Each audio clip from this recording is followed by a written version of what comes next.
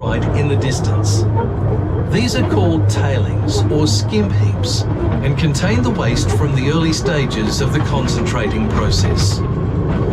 In all of these dumps and the slime pits, there was an estimated 25,000 tonnes of copper. They wanted to extract it, but didn't know how to do it. After asking around mining communities throughout the world, they found a Spanish engineer called Antonio Delgado at the Rio Tinto mine in Spain who had developed a method to do this.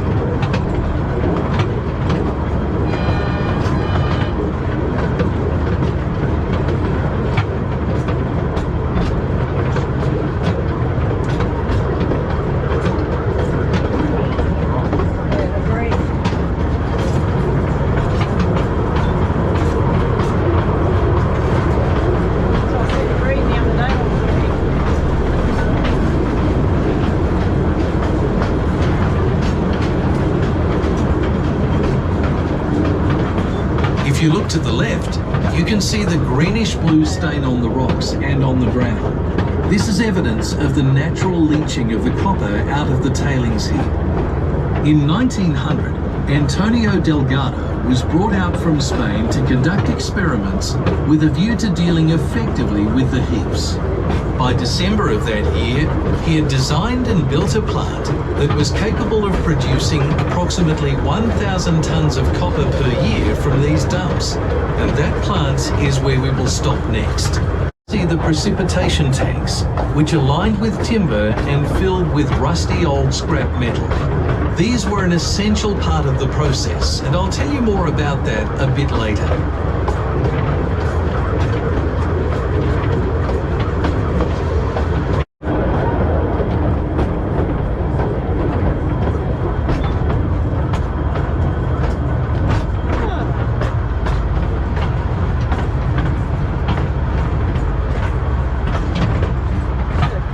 Welcome to the wash and dry plant. Now, if I can have your attention for a few minutes, I'll explain what this building was for, and then you can have a look around. This place was constructed in 1899 as part of the treatment plant to reprocess the tailings heap and slime pits to recover the copper that was contained in them. The flowchart on the wall inside describes the process that was used, called the precipitation process, and the photographs show in sequence the actual operation of the plant.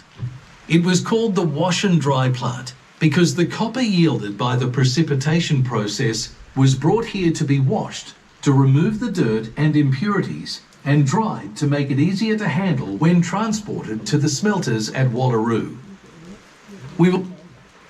So briefly, what happened here was that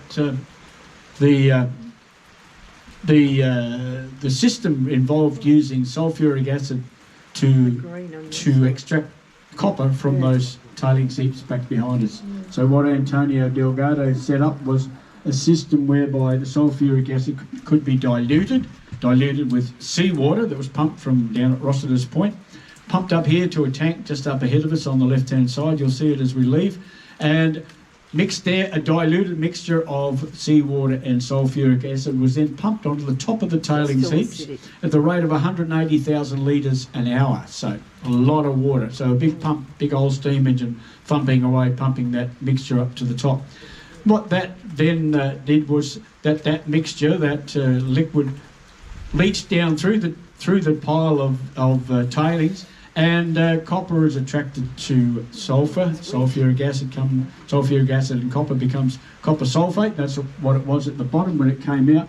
And where it came down to the bottom, there were channels dug all around those tailings heaps to collect that liquid mixture and bring it downhill, down the slope that we have behind us, down into those precipitation tanks. And in there they had scrap metal. They put scrap metal in there, and that caused a reaction between the scrap metal and the copper. The copper fell from the solution. It fell down to the bottom of the tanks. The liquid was let go down along the channels back behind that wall there, down into a settling tank. And once that was done, the lucky people got to get in there with their shovels and shovel that muck up out of the bottom of those tanks and of the channel as well. And it was brought down here, washed on the tanks that we see there alongside of us, high pressure hose, screens, and it was washed there. And then it was spat out onto that very wet platform we can see there now, and it was dried. Once it was dried, it was scooped up and bagged up or loaded up and sent off down to the smelter at Wallaroo. And there are some 30 hectares of these out there, and they consist of the fines left over from the final stage of the concentration process. The reason that they are called slime pits is that they contain a lot of fine clay, which makes them very slippery and slimy when wet. We'll be only too happy to help you.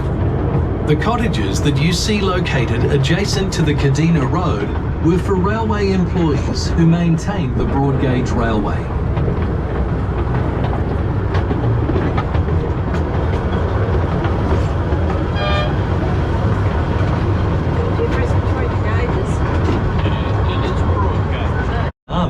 All other denominations were barred from setting up on the mining lease. Even the Salvation Army was looked on with disapproval by some. Of the many Methodist churches that were in use by 1900, there are only 3 left today that are still functioning as churches. We will see one of these towards the end of the trip. In the early 1870s, Captain Hancock, the most famous of the mine managers, decreed that all employees of the company must attend church at least once on Sundays. If you didn't attend and did not have a reasonable excuse, you could be sacked. The